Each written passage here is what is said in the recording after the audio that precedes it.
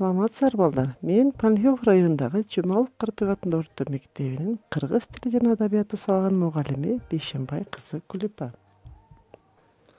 Сен таза болсоң, мен таза болсом, анда коом да таза болот деп Исхак Разаков айткандай, силерге да аруулукту тилеймин. Кана балдар, өтүлгөн тема боюнча төл жана бөтөн сөздүн эрежесин кайталап алалы. Кепте кандайдыр бир максаттар үчүн колдонулган башка бирөөнүн сөзү бөтөн сөз, ал эми ага байланыштуу айтылган өзүбүздүн сөзүбүз төл сөз деп аталат. Ал эми азыр төмөнкү сүйлөмдөрдү жакшылап окуп, төл жана бөтөн сөзгө ажыратабыз.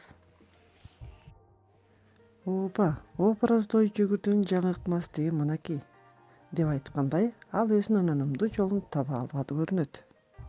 Кана балдар ойлонобуз.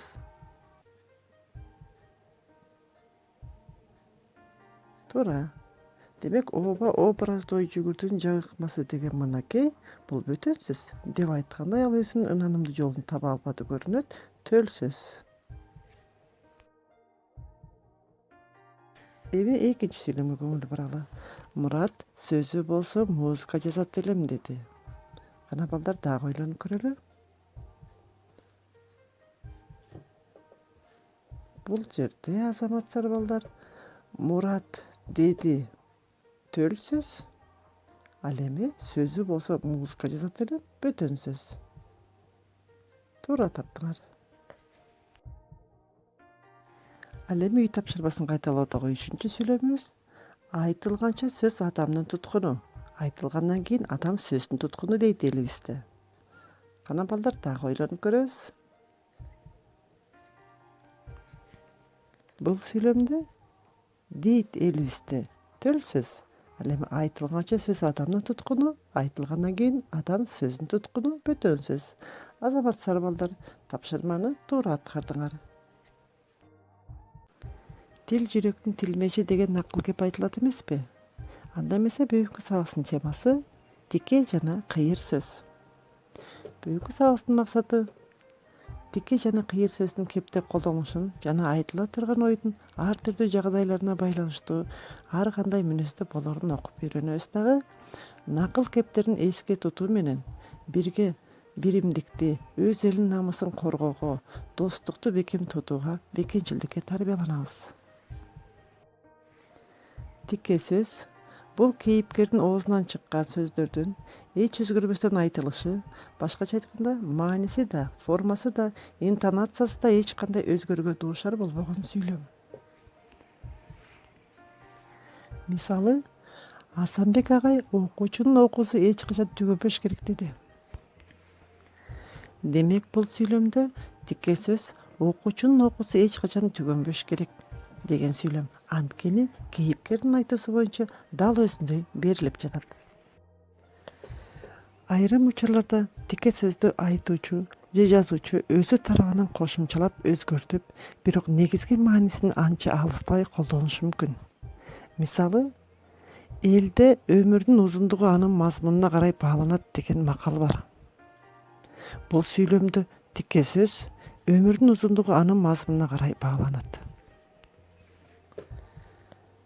Тике сөз катары колдонулган бул макалды төмөнкүдөй мүнөздө кыйыр сөзгө айландырууга болот.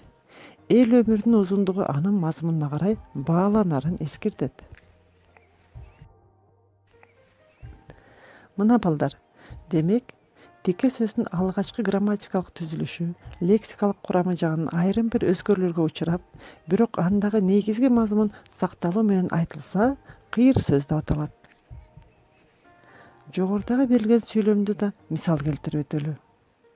Асанбек агай окуучунун окуусу эч качан түгөнбөш керек деген айтты. Бул жерде биз тике сөздү кыйыр сөзгө айлантып койдук.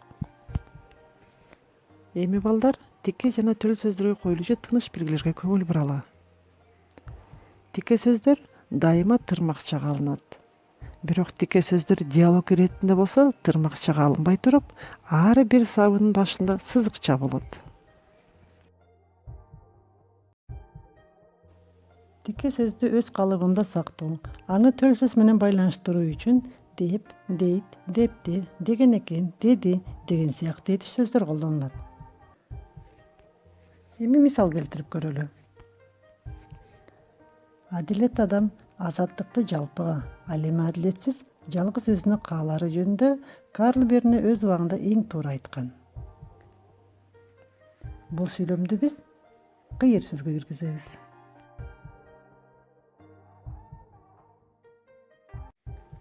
Тянь-Шань кышта жылуу, жайда салкын деп Медекең ырдаган экен бир кезде.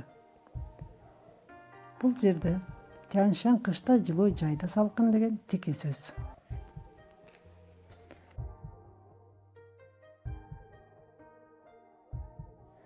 Йоганн Вольфганг Гете мындай дептир: байлыктан ажыроо анча-мынча жоготуу, кайратын жоготуу, баардыгын жоготуу. Бул жерде төл жана бөтөн сөз колдонулду. Ал эми азыр болсо сүйлөмдөгү көп чекиттин ордуна тике сөздү төл сөз менен байланыштыруучу этиш сөздөрдү жайгаштырабыз. Силерге ар бир сүйлөмгө туура жайгаштыруу үчүн бир нече убакыт берилет. Үйгө киргиле, өтүндү. Анан ушунусу жакшыбы? Төрөгелди акырда ордап атат да, үйгө келип билбейм дейт.